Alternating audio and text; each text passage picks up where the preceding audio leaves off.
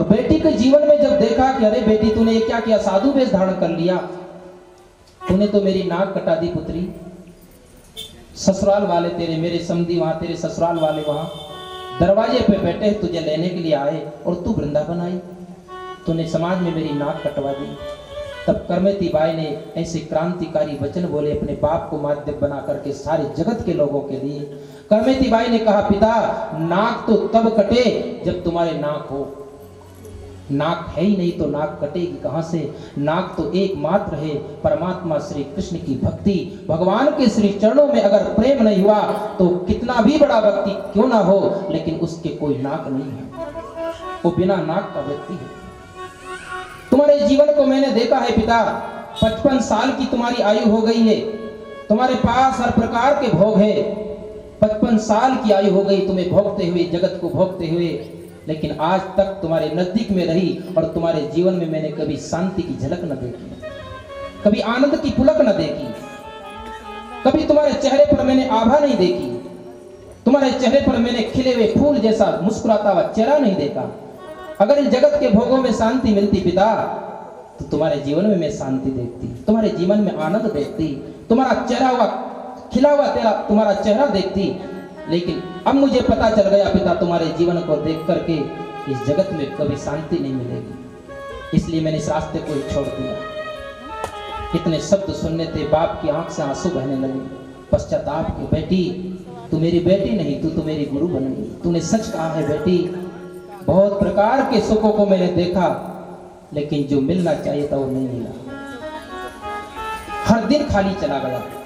बहुत कोशिश की, जगत के भोगों में आज तक मुझे शांति न मिली। बेटी तूने मेरे नेत्र खोल दिए और अपनी बेटी के चरणों में प्रणाम किया था परशुराम ने। बेटी को प्रणाम करके पिता वापस चला गया घर, राजा गया पहुंचा इसके बाद वृंदावन, वहां का राजा जयपुर के, और राजा ने करमेती बाई की महिमा सुनी, गया प्रणाम किया, सत्संग हुआ। इसके बाद राजा ने करमेती बाई के लिए सुंदर मंदिर बनवाया था, आश्रम बनवाया था, जिसमें बैठकर करमेती बाई भजन करते थे।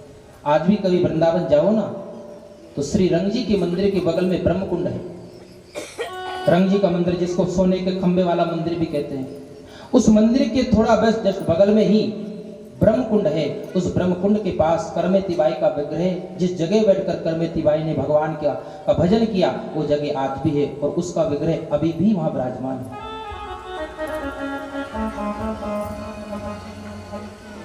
प्यास लगती है सत्य की तो कौन रोकेगा उसे, कोई नहीं रोक पाता। अदम्य आकर्षण है श्री कृष्ण के प्रति, सत्य के प्रति। रोकना चाहा उन गोपियों को, परिवार वालों ने रोका, पुत्रों ने रोका, भाइयों ने, जो जैसी थी जितने भी थे, लेकिन किसी से नहीं रुकी। एक गोपी को उसके पति ने बंद कर दिया दरवाजे के अंदर। उसने कहा तुम इस देह से प्रेम करते हो तो मैं देह यहीं छोड़ देती हूँ, और देह छोड़ करके और गोपियों से पहले जाकर वो गोपी मिल गई आत्मा के द्वारा। और सच बात यही है, ये देह का मिलन नहीं है, इसको लौकिक दृष्टि से मत देख लेना। मैंने शुरू में कहा आपसे, गोपी यानी एक भाव है, स्त्री हो या पुरुष हो, ये भक्त और भगवान का मिलन है। वो गोपी अपने शरीर को, भौतिक शरीर को छोड़ करके और सब गोपियों के पहले जाकर कृष्ण के पास पहुंच गई। सभी ने सुना, गोपियों ने उस बांसुरी को, और सब दौड़ी श्री कृष्ण के दर्शन।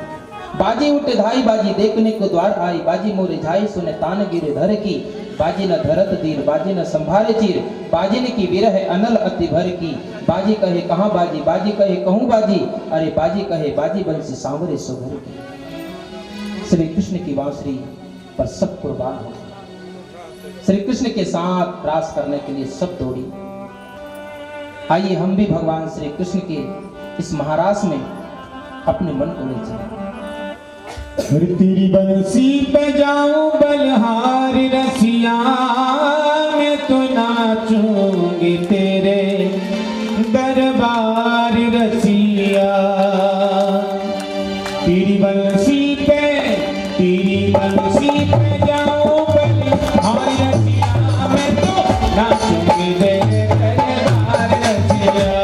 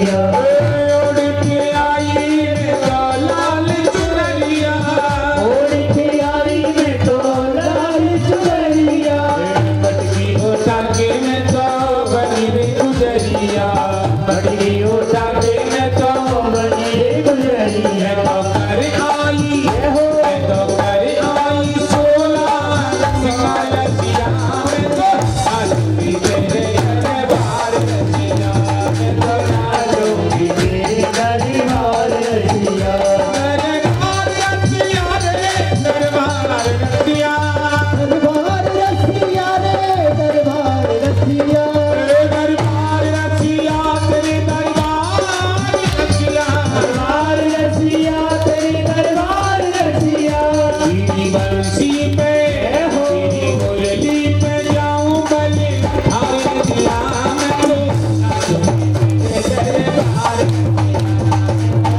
आलूगी तेरे दरबार रसिया मैं तो नाचूंगी तेरे दरबार रसिया आलूगी तेरे दरबार रसिया जय हो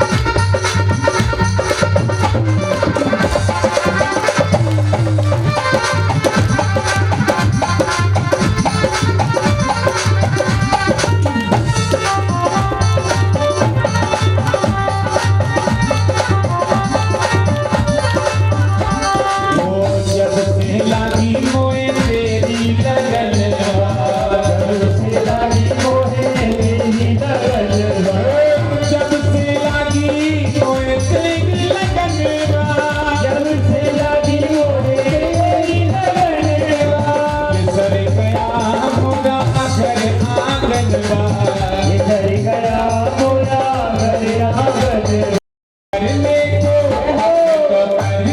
को आई मनहार रसिया मैं तो तेरे दरबार आलूगी तेरे दरबार रसिया मैं तो नाचूंगी तेरे दरबार रसिया तो नाचूंगी तेरे दरबार रसिया दरबार रसिया दरबार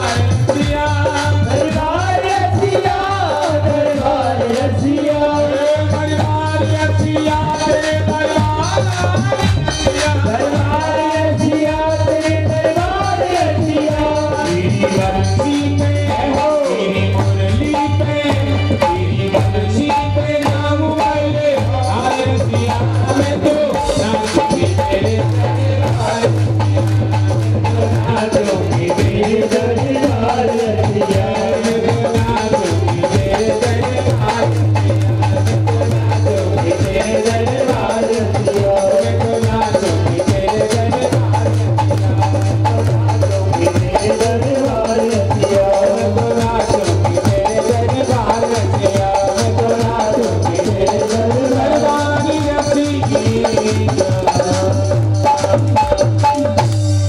बोलिए राज बिहारी भगवान की जय हो सभी गोपियां पहुंची कृष्ण के सन्मुख। बहुत सारी गोपियों को एक साथ जब देखा कृष्ण तो स्वागत किया। स्वागतम वो महाभाग प्रियम किम करवाणि मा ब्रजस्नामयम कश्चित ब्रूतागमन कारण। आओ आओ गोपियों, तुम्हारा स्वागत है। कहो मैं तुम्हारा कौन सा प्रिय कार्य करूं? किस लिए आई हो? क्या ब्रज में कोई अघटित घटना घट गई है? आग लग गई है? चोर आ गए? डाका डल गया? क्या हो गया? क्यों आई हो यहाँ? ये तो ऐसे ही हुआ जैसे कोई निमंत्रण भेजे, फलानी तारीख को हमारे यहाँ भंडारा है, 12 बजे पधारना, और हम पहुंच जाए फिर हमसे पूछे क्यों आए हो? बहुत बुरा लगता है ना। तो श्री कृष्ण ने भी गोपियों के प्रेम की परीक्षा लेने के लिए ऐसा ही किया। क्यों आई हो यहाँ पर? चली जाओ वापस। देखो गोपियों, रात्रि के समय स्त्री को घर से बाहर नहीं निकलना चाहिए। रात को स्त्री अकेली घर से बाहर शोभा नहीं देती है, और दिन में पुरुष घर में शोभा नहीं देता। दिन में अगर पुरुष घर में बैठा रहेगा तो अच्छा नहीं लगेगा, और रात के समय अगर स्त्री अकेली रात के समय घर से बाहर घूमेगी तो अच्छा नहीं लगेगी। रजन्येषा घोर रूपा घोर सत्व निसेविता प्रतियात ब्रजम ने हम स्थेयम स्त्री भी सुमध्यमा। हे सुंदरियों, रात्रि के समय जंगल में हिंसक प्राणी घूमते हैं, ये घोर रात्रि, और तुम यहां आई हो, चले जाओ वापस। और स्त्री के लिए देखो, पति ही सब कुछ है। दुस्सीलो दुर्भगो वृद्धो जड़ो रोग्यो धनोपि वा स्त्रीभिर्नः तभ्यो लोके सुभीर पातकी। दुस्सीलो, चाहे सीलवान ना हो पति, भागहीन हो, उसका भाग तेज ना हो, वृद्धो, शरीर से कमजोर हो, रोगी हो, अकल ज्यादा ना हो, जड़ो रोग्यो, रोगी हो, जड़ हो। अब ये बात कृष्ण ने कही है, शिकायत करना हो तो कृष्ण से करना, हम तो कह रहे हैं। पति कैसा भी हो, लेकिन पतिव्रता स्त्री को अपने पति का त्याग नहीं। हाँ, लोके सुभीर यदि बात की, अगर वो पापी नहीं है, अगर वो पाप कर्म कर रहा है, धर्म के रास्ते पर नहीं है, परमात्मा के रास्ते पर नहीं है, तो पति फिर चाहे कितना भी गुणवान क्यों ना हो, बुद्धिमान क्यों ना हो, धनवान क्यों ना हो, रूपवान क्यों ना हो, ऐसे पति का त्याग कर दे। लोके सुवीर प्रतिपाद। और अगर परमात्मा का उपासक है, दिल में सत्य के प्रति प्रेम है, तो दुस्सीलो, सीलवान ना हो। भारी तौर पर आपको ये प्रश्न हो सकता है, जब जो प्रेमी होगा तो उसमें ऐसा गुण क्यों होगा, सीलवान क्यों नहीं होगा, ये भी तो हो सकता है ना। लेकिन होता है कभी कभी, कभी कभी ऐसा होता है कि बाहर से बड़े कठोर दिखाई देते हैं लोग, भगवान के भक्त, लेकिन अंदर से बड़े कोमल होते हैं। नारी के समाकारा दर्शनते खलु सज्जना। खलु, दुष्ट और सज्जन की कभी कभी ऐसी पहचान होती है। सज्जन पुरुष जिसके दिल में सच्चा प्रेम है ना, बाहर से कठोर दिखाई दे सकता है वो। जैसे नारियल बाहर से कठोर होता है लेकिन अंदर से बड़ा निर्मल होता है ना, और बेर का फल ऊपर से बड़ा सुंदर दिखाई देता है लेकिन अंदर से कठोर है। बस वैसे ही नारी के समाकारा दृश्यन्ते खलु सज्जना। अन्य बद्री का आकारा भैरु मनोहरा। बद्री आकार का फल होता है दुष्ट। तो चाहे कैसा भी हो पति, अगर भगवान का प्रेमी है तो उसका त्याग न करे। तो ये पतिव्रताओं के लिए भगवान ने पतिव्रत धर्म की शिक्षा दी। और ये केवल गोपियों को नहीं दी है, गोपियों को माध्यम बना करके ये धर्म की शिक्षा दी है कि पत्नी को, धर्म पत्नी को अपने पति की सेवा करना चाहिए। एक ही धर्म एक व्रत नेमा, काय वचन मन पति पद प्रेमा। मन वचन कर्म से अपने पति की सेवा करे। तो ध्यान से सुनना देवियों, अपने अपने पतियों को भगवान मानकर पूजा करना, कभी उनके दिल को मत दुखाना। हम नहीं कह रहे, भागवत कह रहे हैं। बेचारा दिन भर पूरे परिवार के पालन पोषण करने के लिए कितनी दौड़ धूप करता है वो। ठीक है, आप भी घर की लक्ष्मी है, लेकिन घर को आदमी तो चलाता है ना, विशेष करके। इसलिए ये बात भगवान ने और शास्त्रों ने कही है कि वो पूरे परिवार का पालन पोषण करता है। पति कैसा भी हो, उसकी सेवा करना चाहिए। लेकिन उल्टा होता जा रहा आजकल के जमाने में। अब तो जिसका विवाह नहीं हुआ ना, वो भी भगवान से यही प्रार्थना करती है, भगवान मुझे ऐसा पति मिले कि सेवा करना ना पड़े, मेरी सेवा करे। मंदिर में जाती है तो वहां भी यही प्रार्थना। सुना होगा ना, एक देवी कह रही थी भगवान से, मैंने सुना है कहीं एक वीडियो अपलोड हुआ था, किसी ने गाया था। वो कहती है, जय सिया राम, जय जय सिया राम, ऐसा पति मुझे दे भगवान। बोले कैसा पति? बोले रोज सवेरे चाय बनाए, चाय बनाकर मुझे जगाए और कहे चाय पियो मेरी जान। ऐसा पति दे मुझे भगवान।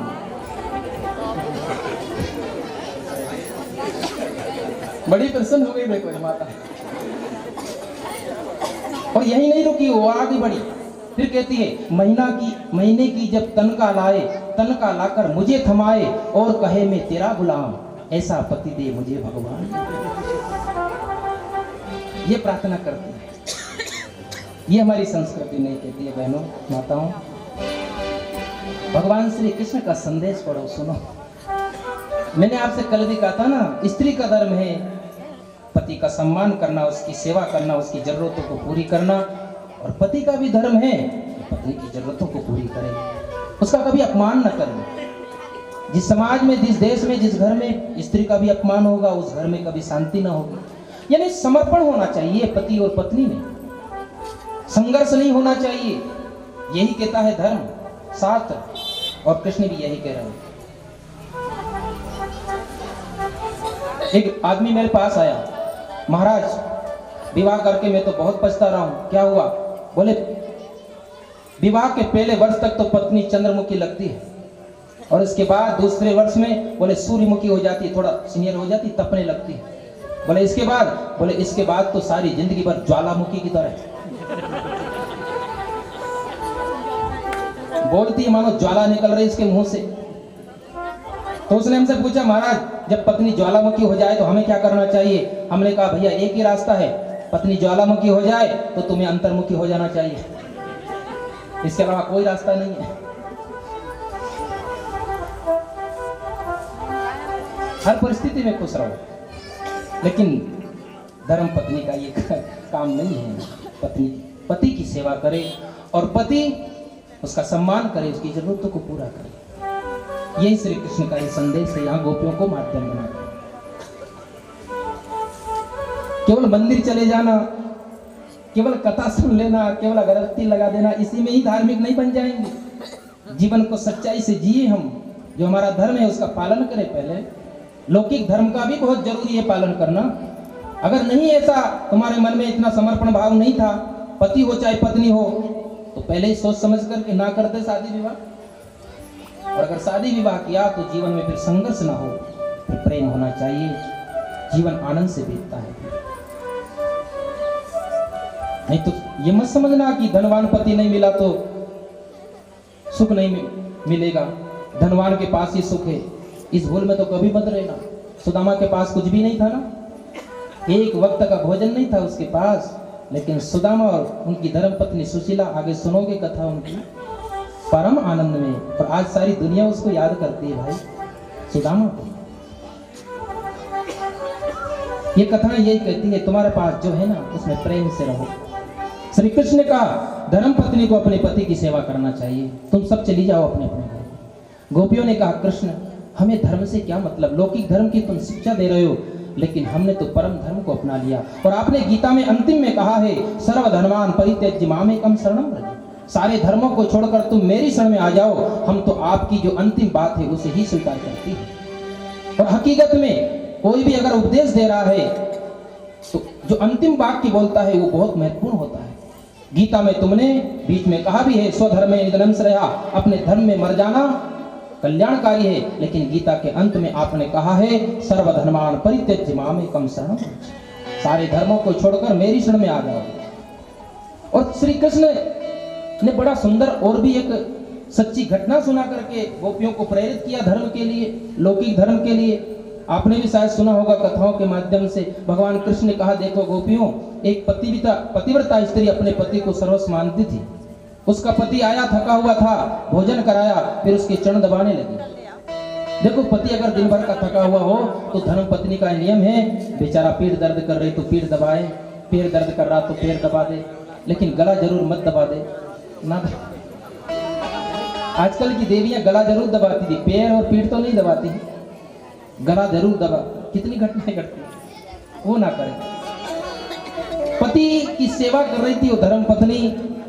उसी समय उसका छोटा सा बच्चा खेलता हुआ पहुंच गया अग्नि के पास। उसने सोचा, मैं धर्म को नहीं छोड़ूंगी, पति की सेवा कर रही हूँ, छोड़कर नहीं जाऊंगी। और उधर अगर बालक को नहीं पकड़ा तो आग में चला जाएगा। अंत में उसने कहा, वो परमात्मा रक्षा करेगा, होगा वैसा होगा, लेकिन मैं अपने धर्म को नहीं छोड़ूंगी। वो पति की सेवा करती रही उसका बालक आग में चला गया, लेकिन कहते हैं उसकी शक्ति के कारण वो अग्नि भी बालक को जला ना पाया, शीतल हो गया। गरल सुधारिपु करई मिताई, गोपद सिंधु अनल शीतलाई। आग भी शीतल हो जाती है जब कृपा होती है परमात्मा की। तो भगवान ने कहा, देखो गोपियों, पतिव्रत धर्म में इतनी बड़ी शक्ति होती है, तुम सब जाओ अपने पति की सेवा करो। तो गोपियों ने कहा, प्यारे कन्हैया, तुम जो कहते हो बात सही है। एक घटना हम भी आपको सुनाती है। एक पतिव्रता स्त्री अपने पति की सेवा करती थी, उसका पति परदेश जाने लगा, तो उसने कहा, मैं भी चलूंगी आपके साथ, मैं आपके बिना कैसे रहूंगी। तो पति ने कहा, परदेश में स्त्री को साथ रखना ठीक नहीं है, पुरुष तो कहीं भी सो जाए, बैठ जाए, रह जाए, लेकिन अगर स्त्री साथ में है तो व्यवस्थित रहना पड़ता है, तो यहीं रहे, लेकिन मैं आपके बिना कैसे रहूंगी। तो उसने एक अपना फोटो दे दिया, तस्वीर दे दी, तो इस तस्वीर में ही मेरा ध्यान करती रहना। कहते हैं वो चला गया प्रदेश धन कमाने के लिए, वो अंदर ही रहती थी। ऐसा नियम है, शास्त्र कहते हैं जिसका पति प्रदेश गया हो उस पतिव्रता स्त्री को घर से बाहर ज्यादा नहीं निकलना चाहिए, जरूरत हो तो निकले, नहीं तो घर के अंदर रहे, ऐसा शास्त्रों में वर्णन। और ना ही शरीर को सजाए संवारे, क्योंकि शरीर की जो श्रृंगार है वो पति की प्रसन्नता के लिए ही है। शास्त्रों में यही वर्णन आया है, पतिव्रता स्त्री अपने पति की प्रसन्नता के लिए शरीर को अच्छा रखे। लेकिन आजकल पति की प्रसन्नता के नहीं, पति के सामने तो देवी भद्रकाली के जैसी, और जब निकलती है बाहर, दूसरे को बुरा मत मानना, जो हकीकत है मैं कह देता हूं, सत्य को कहना पड़ता है और उस समय आपको थोड़ा अजीब सा लगता है, लेकिन सत्यता यही है। पति की प्रसन्नता के लिए, और मैं जो भी बोल रहा हूं शास्त्रोक्त बात बोलता हूं, शास्त्र के विरुद्ध कभी नहीं बोलूंगा, ना कभी बोला है। शास्त्र कहता है पति की प्रसन्नता के लिए पतिव्रता स्त्री श्रृंगार करे। जब उसका पति प्रदेश चला जाए तो शरीर को ना सजाए, किसी उत्सव में ज्यादा ना जाए, घर के अंदर रहे। कहते हैं वो घर के अंदर रहती थी पतिव्रता स्त्री। उसका पति प्रदेश से धन कमा करके आया, दरवाजा अंदर से बंद था, दरवाजा खटखटाया, आवाज दी, मैं आ गया हूं। भगवान से गोपियां कहती है, प्यारे कन्हैया, उधर वो पतिव्रता स्त्री अपने तस्वीर वाले पति की पूजा कर रही थी। अब आप बताइए, वो तस्वीर की पूजा करती रहे या जो सच्चा पति आ गया उसके लिए दरवाजा खोले। भगवान ने कहा, गोपियों, ये भी कोई पूछने की बात है? अरे जब सच्चा पति आ ही गया तो तस्वीर की पूजा काहे को करे। सभी गोपियों ने ताली बजाई। प्यारे श्याम सुंदर, आपके मुंह से आप ही ने निर्णय कर दिया, जिनको तुम पति कह रहे हो, देह के पति, ये सब आपकी तस्वीर है, और क्या है इसके अलावा? ये सारा जगत आपकी तस्वीर ही तो है। तो ये पति भी आपकी तस्वीर है, और सच्ची आत्मा के पति आप मिल गए। अब हम आपको छोड़कर कहां जा सकते हैं? अब तस्वीर की हम पूजा काहे को करें? भगवान ने कहा, गोपियों, तुम्हारे प्रेम का मैं रेडी हो गया, बस तुम्हारे इस प्रेम को ही मैं देखना चाहता था, अन्यथा हमारा तुम्हारा तो नित्य मिलन है। आओ हम सब मिलकर रास करते हैं। भगवान श्री कृष्ण ने वहां सुंदर रास किया है, और इसमें एक प्रणय गीत और भी गाया है भागवत में, बड़ा सुंदर प्रणय गीत है गोपियों का निवेदन भगवान से जो गोपियों ने किया है। अंत में भगवान तैयार हो गए और महाराज शुरू हुआ है। भगवान श्री कृष्ण महाराज कर रहे थे, महाराज होते करते करते भगवान श्री कृष्ण को पसीना आ गया, नृत्य करते करते। उसी समय एक गोपियों को भी पसीना आया, तो भगवान ने क्या किया, अपने पीताम्बर से उनका पसीना पहुंचा। किसी गोपी का हाथ दबा रहे हैं, थक गई है, तो किसी का पैर दबा रहे हैं। तो गोपियों को लगा कि जब सबसे ज्यादा मैं सुंदर हूं, इसलिए कृष्ण मुझसे ही ज्यादा प्रेम कर रहे हैं और मेरे ही पास है। भागवत में वर्णन आता है, प्रत्येक गोपी के पास श्री कृष्ण प्रकट हो गए। देखो, आप इसको ऊपर दृष्टि से मत देखना इस रास को। मतलब यह है, जब रस रूप परमात्मा की अनुभूति हमें हो जाती है, उस श्री कृष्ण में जब हम डूब जाते हैं, लेकिन कभी कभी वापस अगर देह का भाव आ जाता है तो जो रस मिलता है वो रस गायब हो जाता है। यही मूल अर्थ है इसका। भगवान के नजदीक भक्त पहुंच तो जाता है, लेकिन अचानक अगर वापस देह में आ गया तो जो रस मिल रहा था वो रस गायब हो जाता है। श्री कृष्ण ने देखा गोपियों की दृष्टि अपने शरीर के ऊपर चली गई, तो भगवान ने सोचा इन गोपियों का जो थोड़ा अभिमान है शरीर के प्रति, रूप के प्रति, वो अभिमान मिट जाए और इनका जो प्रेम है वो प्रेम और बढ़ जाए। ऐसा सोच करके श्री कृष्ण सभी गोपियों को छोड़ करके अंतर्धान हो गए। तासाम तत्सो भगवदं वीक्षमानं चिकेशवा प्रशमाय प्रसादाय पत्रेवांतरधीयते। उनके ऊपर कृपा करने के लिए श्री कृष्ण सभी गोपियों को छोड़कर अंतर्धान हुए, लेकिन गोपियां निराश नहीं हुई। देखो, जिसके प्रति हमारा प्रेम होता है उसी के विचार से हमारा मन भरा रहता है। अब अपने मन से पूछ लेना आप कि हमारे मन में 24 घंटे किसका चिंतन चल रहा है।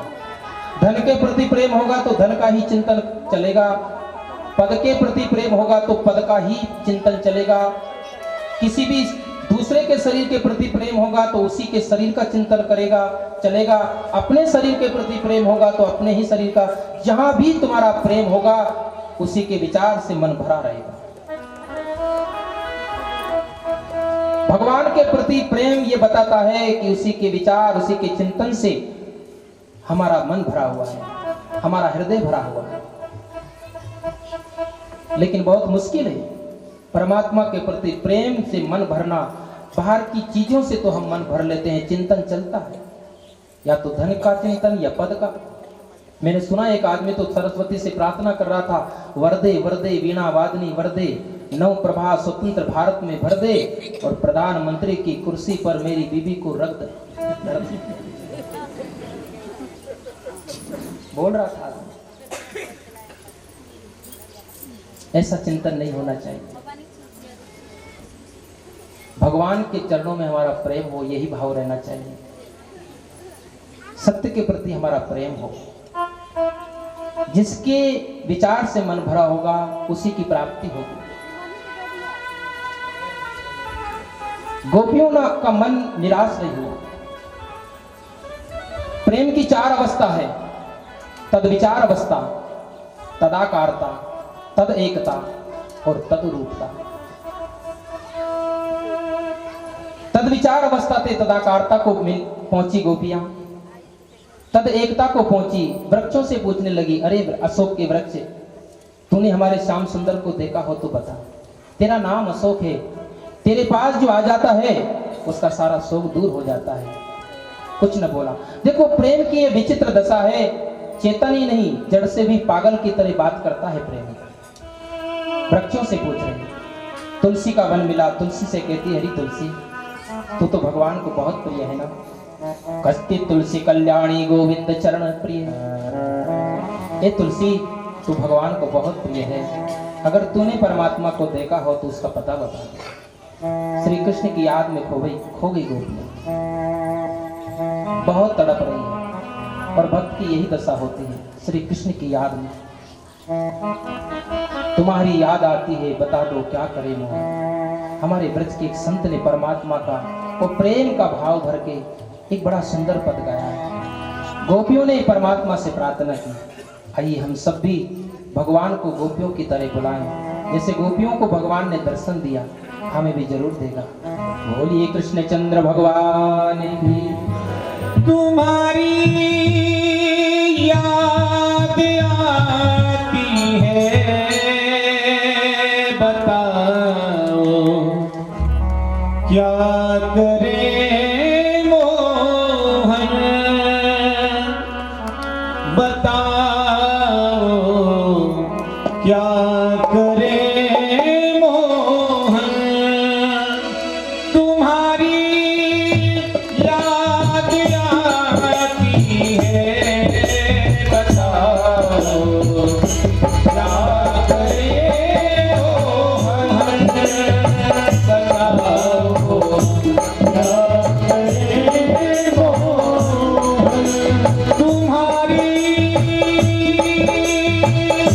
याद आती है, बताओ क्या करे मोहन, बताओ क्या करे मोहन।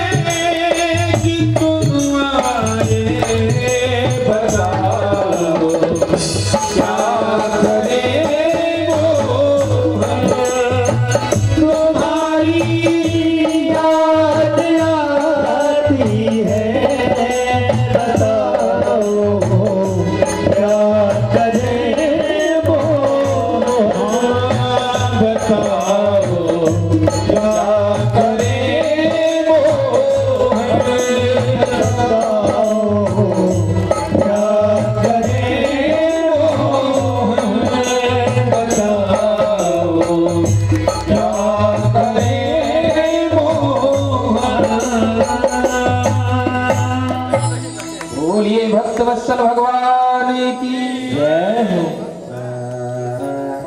गोपियां भगवान श्री कृष्ण की लीला करती है, क्योंकि जहां लीला होती है कृष्ण की वहां कृष्ण आते हैं, ऐसा कहते हैं। गोपियां इतनी तन्मय हो गई कृष्ण के चिंतन में लीला करते करते, तो गोपी ही कहने लगी कृष्णो हम पश्चात गति, मैं ही कृष्ण हूं। ज्ञानी जब ज्ञान मार्ग में सिद्ध होता है तो कहता है अहम ब्रह्मास्मि शिवो हम सो हम। लेकिन भक्ति भी जब भक्ति की मार्ग में सिद्ध होता है तो वो कहता है कृष्णो हम। मैं ही कृष्ण हूं। इधर श्री कृष्ण अपनी आराधिका को साथ ले गए। अनया आराधितो नूनम भगवान हरिश्वरः। उनकी आराधिका श्री राधा श्री कृष्ण के साथ है। तो राधा ने सोचा गोपियां कृष्ण के वियोग में रो रही है। दास्यास्ते कृपणाय में सखे दर्शय सन्निधिम। हे रमण, हे मेरे प्यारे प्रीतम, हे सखा, मेरे सच्चे मित्र, हे विशाल भुजाओं वाले कृष्ण, तुम कहाँ हो? मुझे जल्दी से दर्शन दो। रोने की आवाज सुनी गोपियों ने। अरे कोई गोपी रो रही है। सब की सब वहां आई। राधा से पूछा, कहाँ गए कन्हैया? राधा ने कहा, जैसे तुम्हें छोड़कर के गए वैसे ही चले गए मुझे। तो क्या करें अब? सभी गोपियों ने प्रार्थना की, राधे अब तो तुम ही कृपा करो तो कन्हैया हमें मिल सकता है, क्योंकि परमात्मा की तू बहुत प्रिय है राधे। राधे चरण शरण मोह दीजिए, तुमसे बिछुड़ बहुत दुख पायो, अब तो करुणा कीजिए, क्योंकि प्रीतम की हो प्राण प्यारी, मेरी हूँ सुध लीजिए। तुलसीदास जी ने भी विनय पत्रिका में श्री किशोरी जानकी से यही प्रार्थना की, हे माँ कभो मेरी सुध भी राम के दरबार में मेरी दिला देना, मेरी याद करा देना। प्रार्थना की सभी गोपियों ने किशोरी राधा से। तो भगवान श्री कृष्ण की आह्लादनिक शक्ति प्रेम स्वरूपा श्री राधा सभी गोपियों को साथ लेकर के वापस वहीं आई जहां पर रास हो रहा था। पुनः पुलीनागत्या कालिंद्या कृष्ण भावना समवेता जगो कृष्ण तदा आगमन कांक्षितः। सभी गोपियों ने एक साथ मिलकर के गाया कृष्ण के लिए। उसका नाम है गोपी गीत। 19 श्लोक है इस गोपी गीत में और इतने सुंदर सुंदर भाव है इस गीत में। 5 गीत गाए भागवत में और 5 गीत गोपियों ने गाए इस भागवत के 10वें स्कंद में। गोपियों के द्वारा 5 गीत गाए हुए हैं। पहला गीत वेणु गीत, दूसरा है प्रणय गीत, तीसरा है गोपी गीत, चौथा है युगल गीत और 5वां है भ्रमर गीत। ये 5 गीत गोपियों ने गाए श्री कृष्ण के लिए, क्योंकि जहां भगवान का गायन होता है वहां भगवान निवास करते हैं। इसीलिए तो भागवत को गद्य में नहीं पद में रचा है, क्योंकि गा सकते हैं इसको, गाना है कृष्ण के लिए। कहते हैं नारद जी ने एक बार पूछा था विष्णु से, प्रभु आप कहाँ रहते हो? भगवान ने अपना पता बताया। नारद नोट करो, ना हम बसामि वैकुंठे योगी नाम हृदय न च मद्भक्ता यत्र गायन्ति तत्र तिष्ठामि नारद। जब मेरे भक्त मेरे गुणों का गान करते हैं, गाते हैं, वहां मेरा निवास है। इसलिए गाना है परमात्मा के लिए, खूब गाओ। गोपियों ने गाया श्री कृष्ण के लिए। तो गोपी गीत का पाठ सबको करना चाहिए। अगर आपको संस्कृत ना आए ना तो हिंदी में ही उसका पाठ करो। हृदय का भाव खोल करके रख दिया गोपियों ने श्री कृष्ण के लिए। और आश्चर्य की बात तो यह है कि अनंत गोपियां थी और एक साथ सबने गाया और सबके हृदय से एक जैसा ही भाव प्रकट हुआ, इसलिए तो एक जैसा गोपी गीत लिखा गया। इसका मतलब यह है कि प्रेम तो एक ही होता है, अलग अलग नहीं होता है। प्रेम एक तत्व है। सच्चा प्रेम आता है तो सबका हृदय एक जैसा हो जाता है। यही परिचय है इस गोपी गीत का। सभी गोपियों ने मिलकर के इस गोपी गीत को गाया।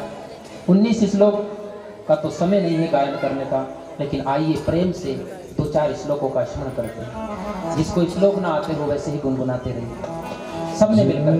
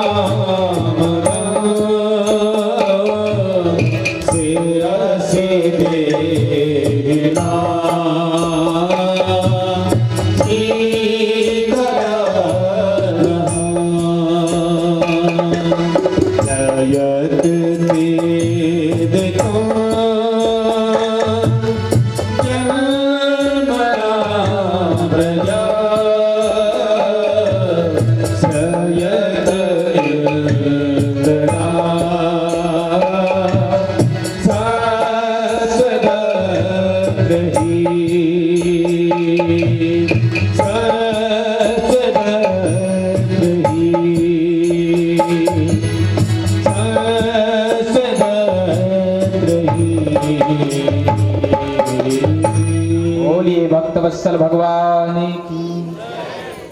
19 श्लोक के इस गोपी गीत का आज भी कोई भक्त अगर रात को 12 बजे के बाद पाठ करता है, हमारे व्रत के संत कहते हैं गोपी जी से भाव में डूब करके एक दिन जरूर उसे कृष्ण की अनुभूति होती है।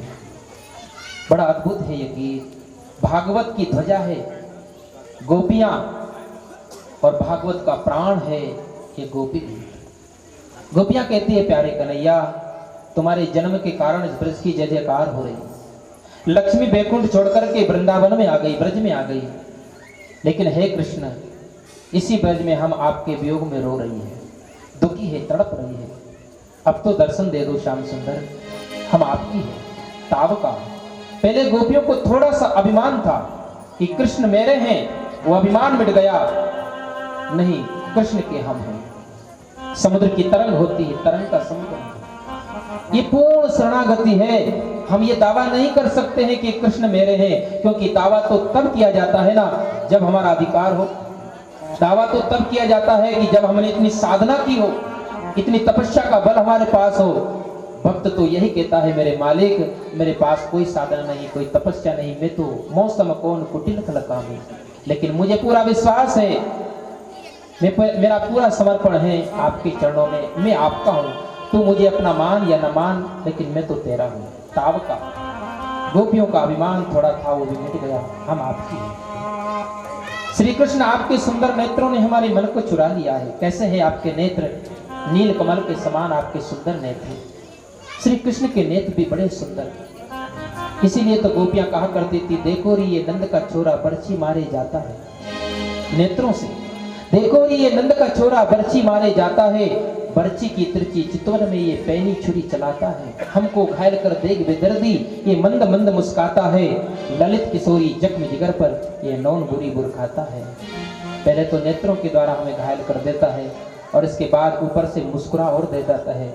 मुस्कुरा देता है तो मानो जले हुए के ऊपर नमक छिड़क देता है। आपके सुंदर नेत्रों से हम मरी गई, घायल हो गई, आपके प्रति आकर्षित हुई। आपने ही तो कृपा करके दृष्टि डाली है ना। याद रखना जब भी सत्य मिलेगा सत्य की करुणा से ही मिलेगा। हमारी साधना से नहीं, परमात्मा उसकी कृपा से। आपने दृष्टि डाली हमारे ऊपर, तभी तो हम आपके हुए हैं। आपके सुंदर नेत्र है कृष्ण। अगर इसी प्रकार वियोग रूपी आग में जलाना था तो आपने वृषभासुर से, अगासुर से, बकासुर से, इंद्र के क्रोध से, कालिया नाग से, इन सब दुष्टों से हमारी क्यों रक्षा की? मर जाना चाहिए था। देखो कृष्ण, हम जानते हैं आप नंद और यशोदा के पुत्र नहीं हो, न खलु गोपिका नंदनो भगवान। इसका मतलब यह है कि गोपियां श्री कृष्ण को केवल मनुष्य नहीं जानती, वो जानती थी कि परमात्मा है। महात्म ज्ञान था गोपियों को, कृष्ण की महिमा का ज्ञान था, और महिमा के ज्ञान होने से प्रेम और बढ़ता है। गोपियां कहती है न खलु गोपिका नंदनो भगवान, आप नहीं है गोपिका के पुत्र। किसके है? बोले विकल सारथी तो विश्वगुप्त है। ब्रह्मा ने प्रार्थना की है देवताओं के साथ, इसलिए आप विश्व की रक्षा करने के लिए, धर्म की रक्षा करने के लिए धरती पर आए हो। आप साक्षात ब्रह्म हो। हे श्री कृष्ण, आपने जिन चरणों को कालिया नाग के फण पर रखा है, उन चरणों को हमारे सिर पर भी, हृदय पर भी रख दो ना। कालिया नाग में जहर था, हो सकता है हमारे इस हृदय में भी वासना का कोई थोड़ा बहुत जहर हो। आपके सुंदर कोमल चरण का स्पर्श होगा तो वासना का जहर निकल जाएगा, हमारा जीवन शुद्ध हो जाएगा। बड़े सुंदर कोमल चरण है आपके। जिस हाथ से आपने लक्ष्मी का हाथ पकड़ा है कृष्ण, हमारा भी हाथ ग्रहण कर लो। ऐसा सुंदर भाव प्रकट किया गोपियों ने, अपने हृदय का पूरा भाव खोलकर रख दिया गोपियों ने। श्री कृष्ण से कहती है गोपियां, प्यारे कन्हैया, तुम्हारे कारण हमने सबका त्याग किया। पति सुतान वे भ्रातृ बांधवा। गोपियां कहने लगी, आप बुलाने पर भी नहीं आ रहे हो। हमें तो कभी कभी लगता है कि आपसे तो ज्यादा श्रेष्ठ आपकी कथा है। कथा अमृतम तप्त जीवनम, तपे हुए जीवन के लिए है कृष्ण। आपकी कथा जीवन में शांति देती है, पापों का हरण करती है, कलमशाप। तो मानो कृष्ण ने कहा मेरी कथा ही सुनती रहो, मुझे क्यों बुला रही हो? तो गोपियों ने कहा उसमें एक तकलीफ है। आपकी कथा सुनते सुनते पाप का नाश होता है, जीवन का ताप मिटता है, लेकिन दूसरा ताप कथा से प्रकट हो जाता है, और वो तो तभी मिलेगा जब आप मिल जाओगे। कौन सा ताप? बोले आपके मिलन का ताप, आपके वियोग का। जब तक आपका मिलन नहीं होगा तब तक वो ताप रहेगा।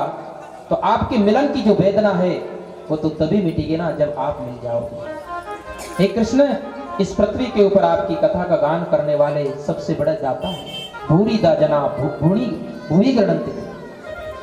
पृथ्वी के ऊपर वो सबसे बड़े दानी हैं जो कृष्ण की कथा का गान करते हैं, भगवान की कथा का गान करते हैं। इस कथा में अपने धन का सदुपयोग, समय और संपत्ति का सदुपयोग करने वाला भी महान है, और जो कोई भी कथा बोल रहा है वो भी सबसे बड़ा दानी है, क्योंकि भगवान की कथा परम शांति को प्रदान करती है। इस दुनिया में हम दान कर दे, ठीक है, अच्छी बात है, लेकिन दान करने से जीवन का मोह नहीं मिटता है, जीवन का दुख जल्दी नहीं मिटता है, अज्ञान नहीं मिटता है दान से। सबसे बड़ा दान, ऐसे आयोजन में हम धन का सदुपयोग करें, कोई महापुरुषों के द्वारा भगवान की कथा सुने, सत्संग सुने, इससे हमारे जीवन का मोह मिटेगा। वाणी के द्वारा हम भगवान का गुणों का वर्णन सुनाएं, सबसे बड़ा दान है। निष्काम भाव से कथा का दान सबसे बड़ा। ये गोपियों की बात है, गोपियों ने कहा।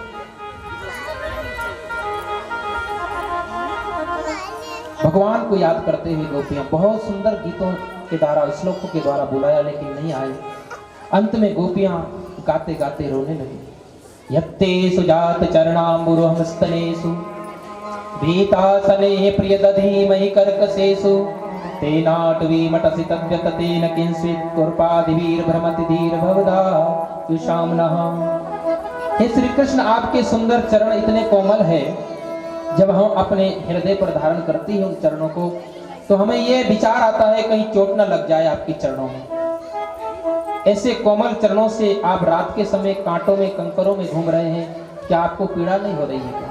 हमें तो विचार मात्र से कष्ट हो रहा है। आइए ना, दर्शन दे दीजिए अब, नहीं तो हम आपके वियोग में अब प्राण त्याग देंगे। तो ऐसे गाते गाते गोपियां रोने लगी। गोप्या प्रगायन्तः प्रलेपन्तश्च चित्रतः रुरोधो सुस्वरम राजन कृष्ण दर्शन लालसा। भगवान के दर्शन की लालसा लेकर के गोपियां रोने लगी। गोपियों का रुदन किस लिए था? परमात्मा से मिलने के लिए। जगत के लिए भी लोग रोते हैं, पीड़ा उठाते, दुख उठाते, लेकिन सिवाय दुख के कुछ नहीं मिलता।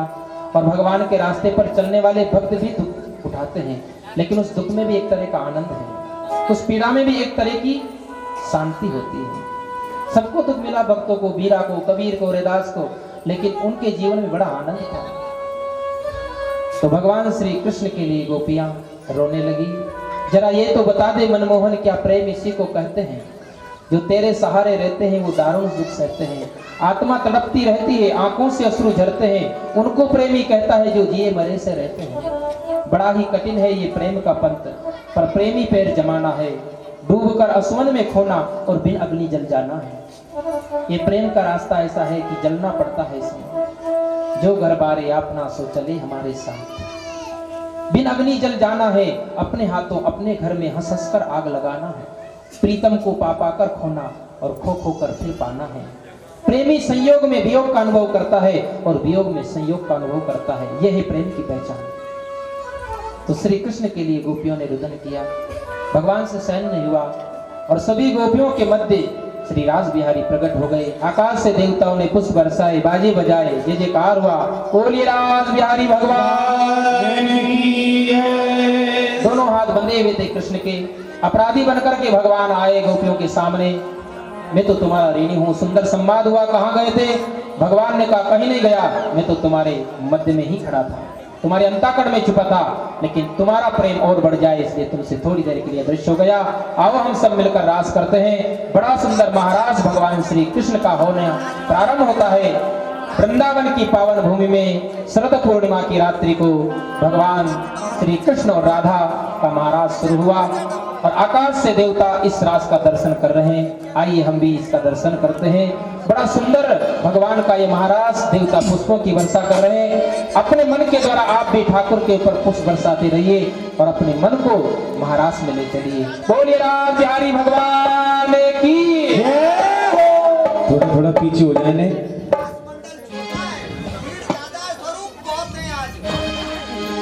सखियां भी खूब आ गई है, थोड़ा पीछे हो जाए।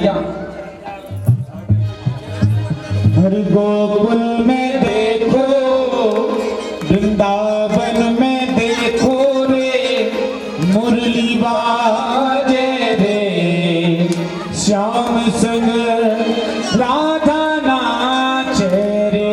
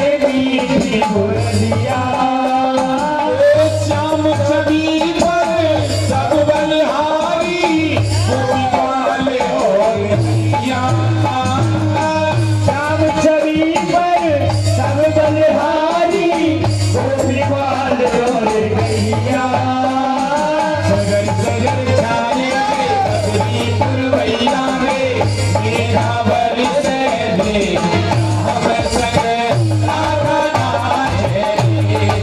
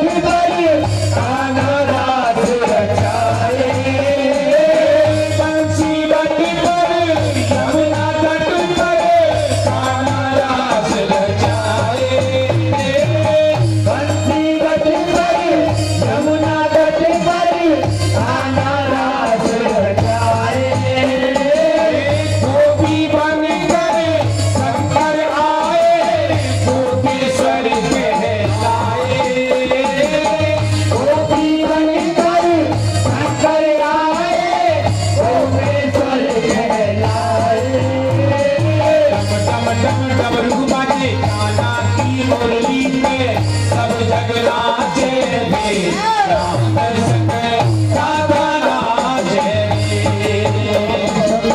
राधा नाचे मोहन संग राधा नाचे मोहन संग राधा नाचे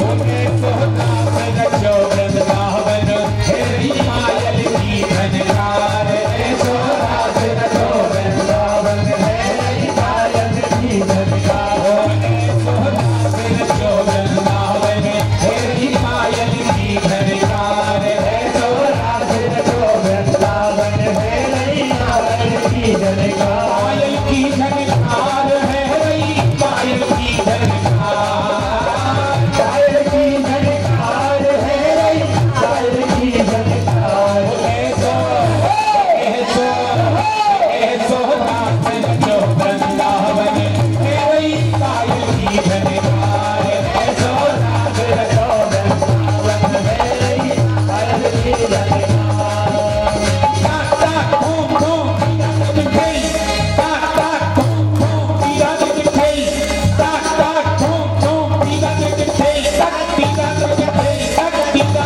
दिखई तक पीरा दिखई ऐसो नाच रचो वृंदावन हेरी मायल की झनकार ऐसो राज रचो वृंदावन है रही कायल की झनकार मायल की झनकार है रही मायल की झनकार कायल की झनकार है रही कायल की झनकार ऐसो ऐसो ऐसो नाच रचो वृंदावन हेरी मायल की झनकार ऐसो राज रचो वृंदावन है रही कायल की झनकार अरे नाना भात के बाजे बाजे नाना भात के बाजे नाना भात के बाजे बाजे नाना भात के बाजे बाजे ओ नाना भात के बाजे बाजे नाना भात के बाजे बाजे ढोलक और मजीरा बाजे ढोलक और मजीरा बाजे ढोलक और मजीरा बाजे ढोलक और मजीरा बाजे सन सन सारंगी बाजे बिछुअन की झनकार हर जन सारंगी बाजे फूल की झनकार ऐसो ऐसो ऐसो नाच रचो वृंदावन है कई कायल की झनकार ऐसो राज रचो वृंदावन है रही कायल की झनकार बोले राज बिहारी भगवान की बड़ा अद्भुत रास हुआ और इस रास में भगवान शंकर भी आए गोपी बनकर। पार्वती मां जब जाने लगी रास में तो भोले बाबा ने पूछा कहां जा रही हो। पार्वती मां ने कहा कन्हैया का रास हो रहा है वृंदावन में। भोले बाबा ने कहा रास हो रहा और अकेली जाओगी, मुझे नहीं ले चलोगी। पार्वती मां ने कहा भोले बाबा उस तो पार्वती मां ने बड़ा सुंदर श्रृंगार किया गोपी का, घूंघट लगा दिया, चुनरी ऊपर से उड़ा दी। पार्वती मां ने कहा देखो भोले बाबा बोलना नहीं, अगर कन्हैया पूछे तो नाम बता देना, मेरा नाम है त्रिलोचना सखी। और पूछे ना कहां से आई हो तो कह देना कि मैं वहां से आई हूं, ये मत कह देना कि वहां से आया हूं। सावधानी रखना पड़ेगा नहीं तो पकड़े जाओगे। सारी बात समझा दी। पार्वती मां महारास में आए और जिस रास में गोपी बनकर आए भोले बाबा, वो रास कोई साधन होगा क्या? काम को जलाने वाले भगवान शंकर और श्री कृष्ण के इस महारास में आए। हमारे व्रत के संतों ने गाया एक दिना भोले भंडारी बन के ब्रज की नारी वृंदावन आ गए हैं, वृंदावन आ गए हैं। अरे एक दिना भोले भंडारी बन के ब्रज की नारी वृंदावन आ गए हैं, वृंदावन आ गए हैं, वृंदावन आ गए। अरे पार्वती जी मना तिहारी नाय माने तकदारी वृंदावन आ गए हैं, वृंदावन आ गए हैं, वृंदावन आ गए हैं। पार्वती से बोले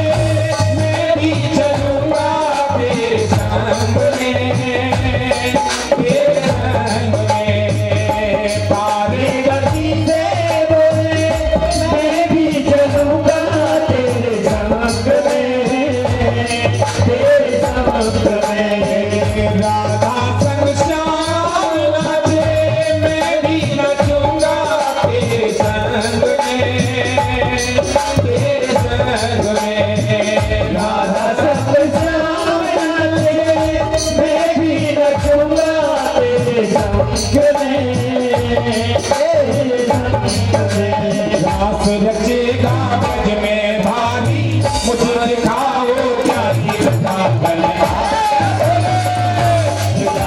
आ गए हैं,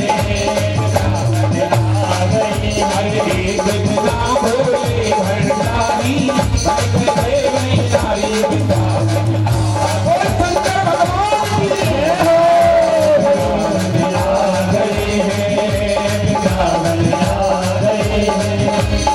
मेरे भोले स्वामी कैसे ले जाऊं अपने साथ में, अपने साथ में भोले स्वामी कैसे ले जाऊं अपने साथ में, साथ में। मोहन के सिवा वहाँ पुरुष न होगा उस रास में, महारास में मोहन के सिवा वहाँ कोई न होगा महाराज में, महाराज में। अरे हंसी करेंगी ब्रज की नारी, मानो बात हमारी वृंदावन आ गए, वृंदावन आ गए।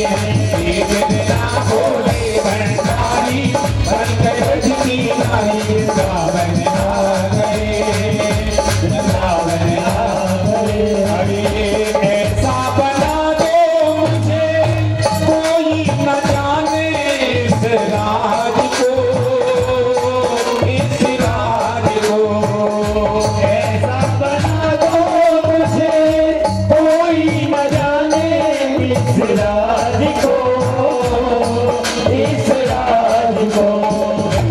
ऐसा बना दो मुझे कोई न जाने इस राज को, इस राज को। ऐसा बना दो मुझे कोई न जाने इस राज को, इस राज को। मैं हूँ सहेली तेरी, ऐसा बताना ब्रजराज को, ब्रजराज को।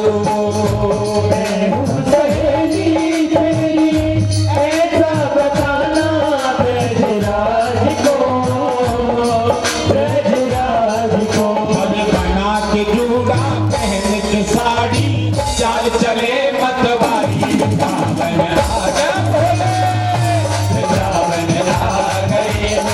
एक बिना भोले भंडारी, बन के ब्रज की नारी वृंदावन आ गए, वृंदावन आ गए, वृंदावन आ गए। मोहन ने देखा ऐसा, समझ गए वो सब बात को, सब बात को। मोहन ने देखा समझ गए सब राज को। ऐसी बजाई बंसी, सुध बुध भुलाई भोलेनाथ को, भोलेनाथ को। ऐसी बजाई बंसी, खुद खुद भूले भोलेनाथ हो, भोलेनाथ हो। भगवान की बंसी को सुन के भोले बाबा सुध-बुध हो गए, उनके सर से साड़ी खिसक गई और उनके नाचने लगे। और सर से खिसक गई जब साड़ी, मुस्काए बनवारी, वृंदावन आ गए, वृंदावन आ गए। हर एक बिना भोले भंडारी, बन के ब्रज की नारी, वृंदावन आ गए, वृंदावन आ गए, वृंदावन आ गए, वृंदावन आ गए, वृंदावन आ बोलिए नाथ बिहारी भगवान की जय, बोले शंकर भगवान की जय, जय श्री राधे श्याम।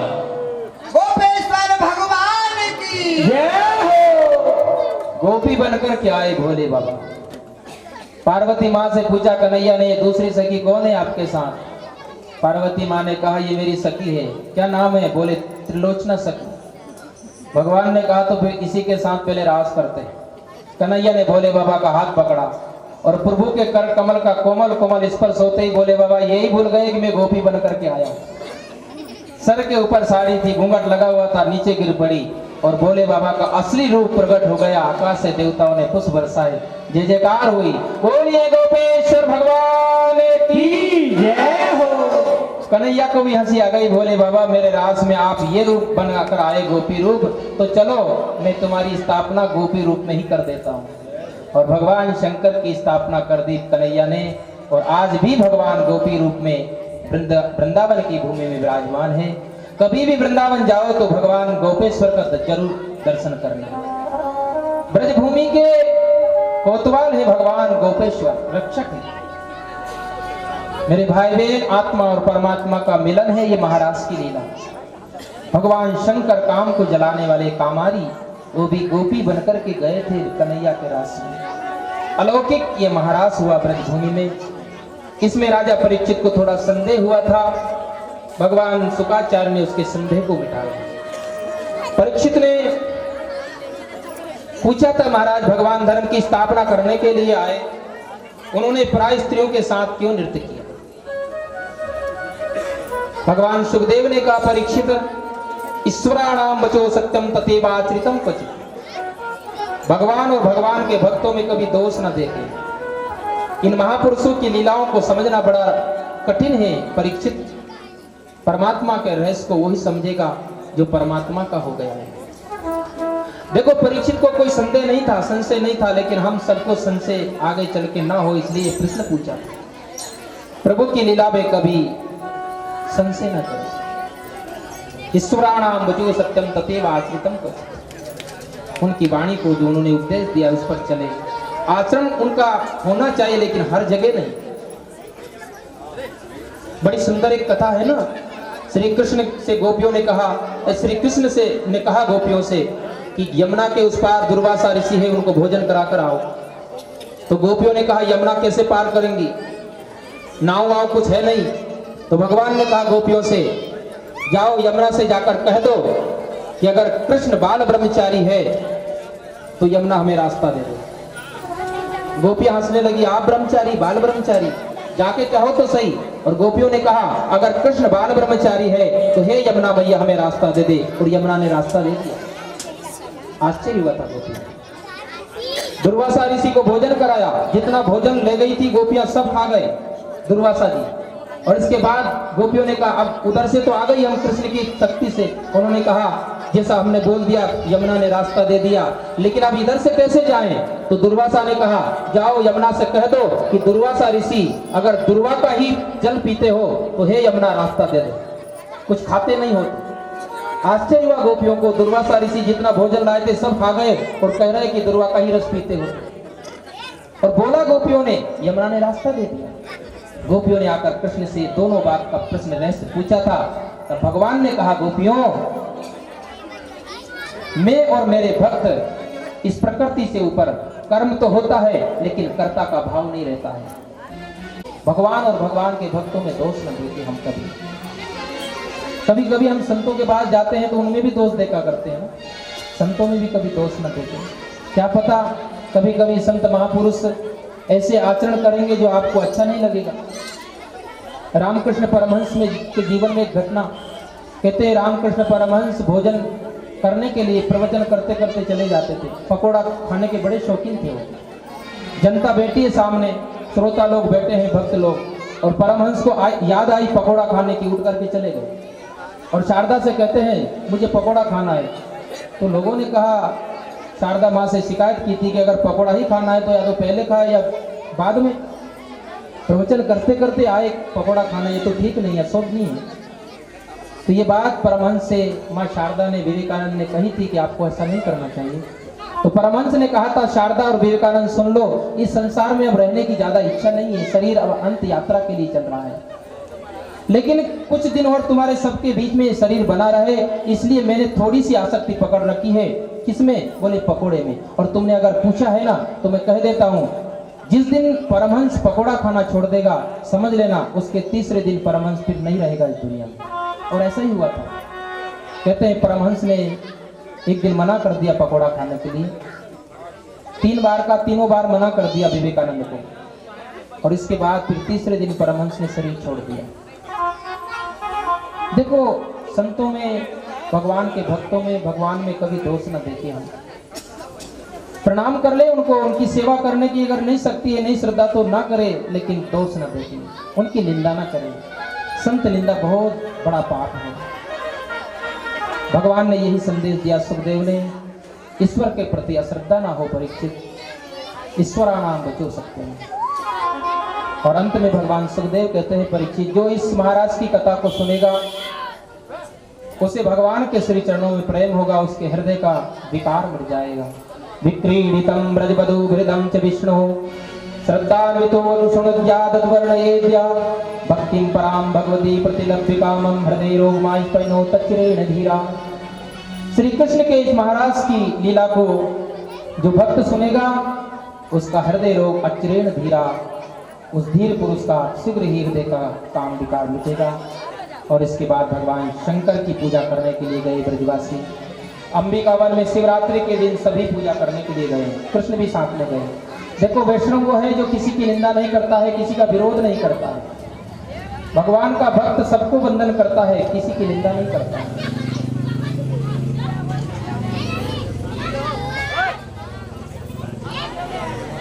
इतना हल्ला क्यों हो रहा है भाई? शांति से बैठे रहे।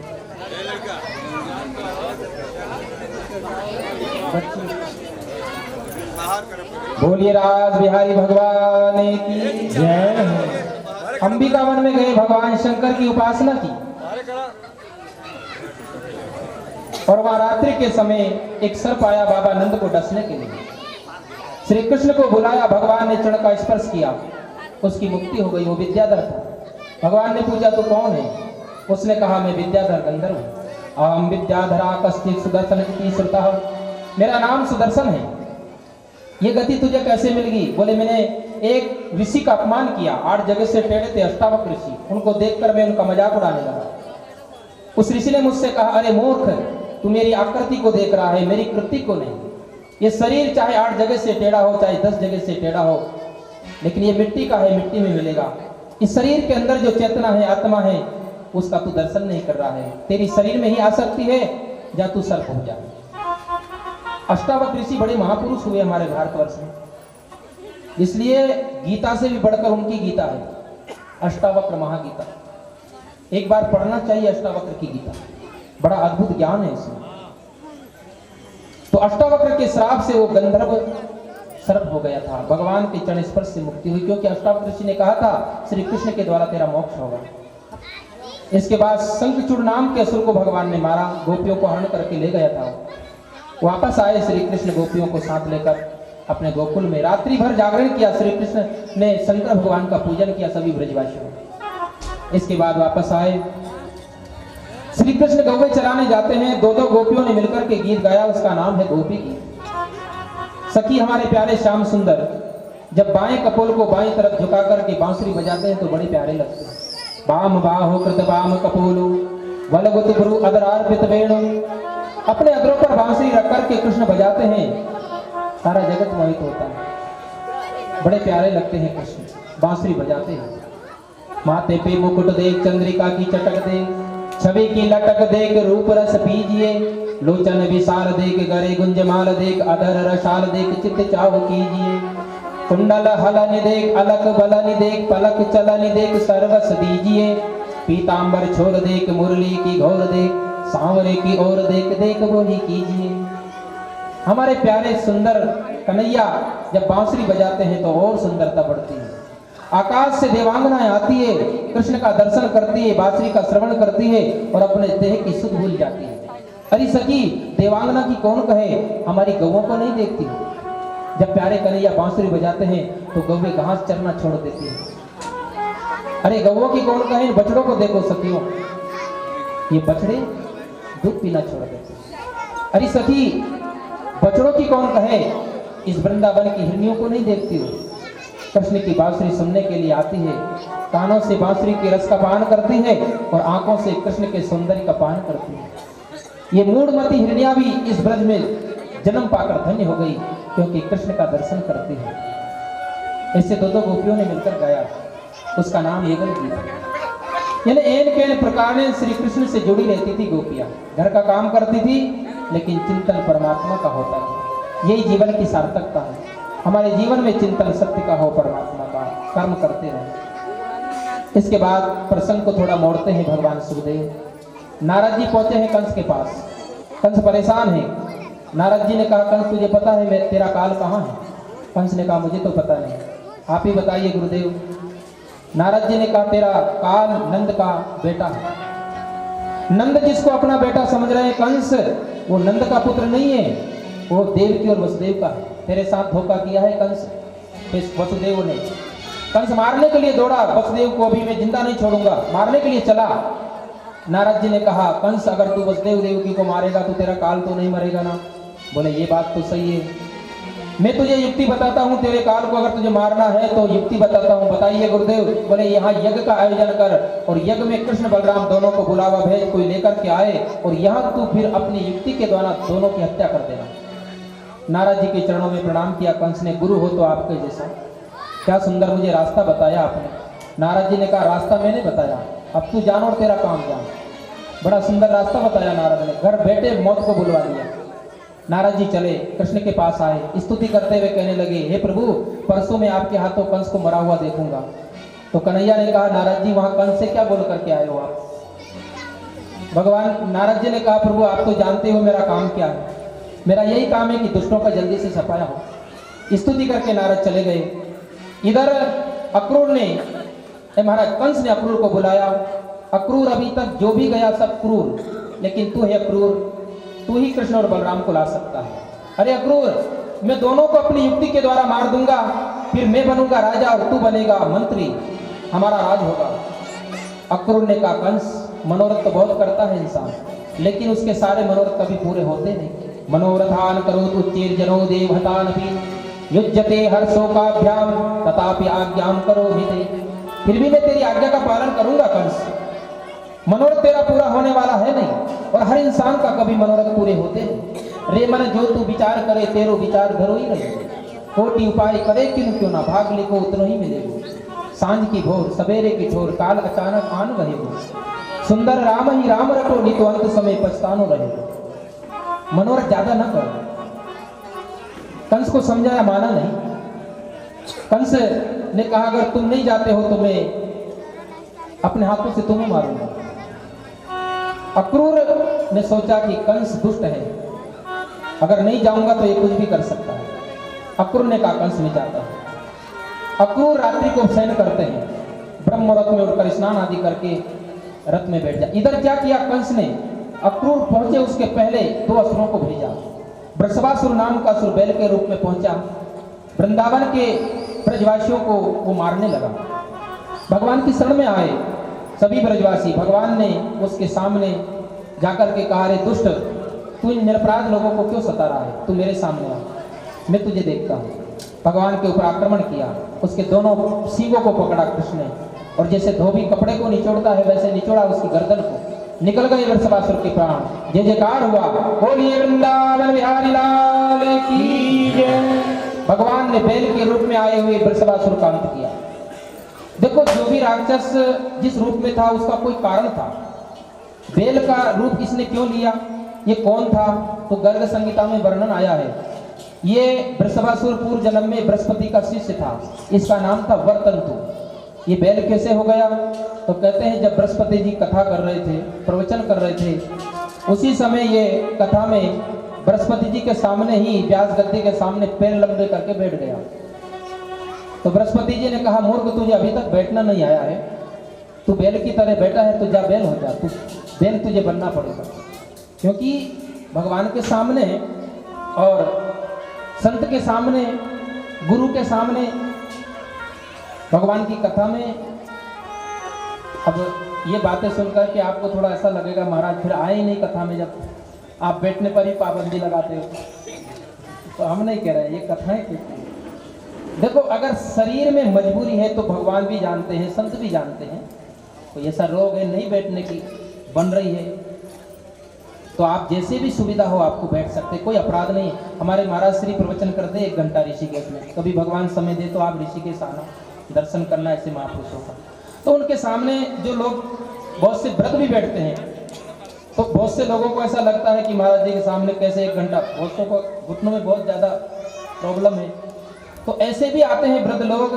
भगवान महाराज जी ने कहा कि आप आराम से कुर्सी पर बैठिए, क्योंकि अगर शरीर में परेशानी है तो भगवान के सामने, गुरु के सामने अगर आप कुर्सी पे भी एन केन प्रकार में आप भगवान की कथा सुनिए, सत्संग सुनिए, कोई अपराध नहीं होगा। अगर शरीर में आपकी परेशानी है तो आप जिसमें सुविधा हो वैसे बैठिए, लेकिन अगर शरीर में देखो सामर्थ्य बैठने की तो सावधानी पूर्वक बैठे, ऐसा नियम है। बैठने का भी एक तरीका सीखा जाता है। कभी भी मंदिर में अपने पैर पर पैर रख करके नहीं बैठना चाहिए गुरु के सामने, इसको सिद्धासन कहा है।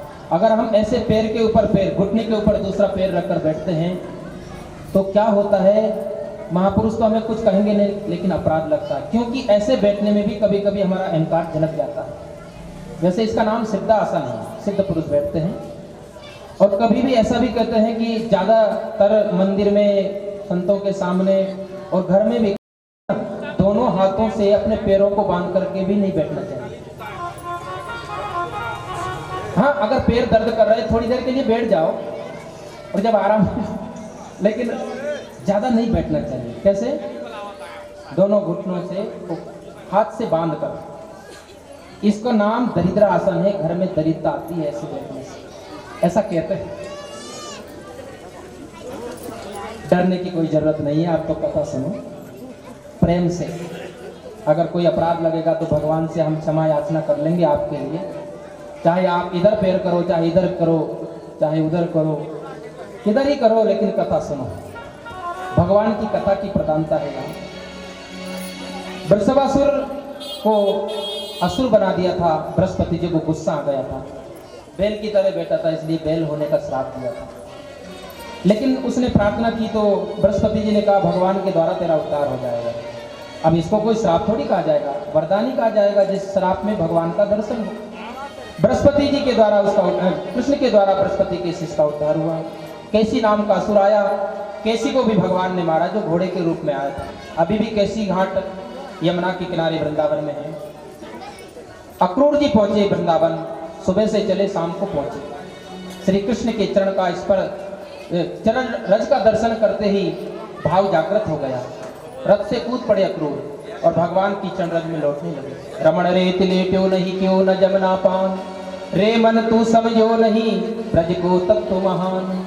श्री कृष्ण की उस चरण रज में लेटा अक्रूर आगे बढ़ा। भगवान श्री कृष्ण और बलराम दोनों भाई आ रहे थे संध्या के समय, यही समय था, सूर्य अस्ताचल की ओर जा रहे थे। उसी समय कृष्ण और बलराम का दर्शन करता है अक्रूर।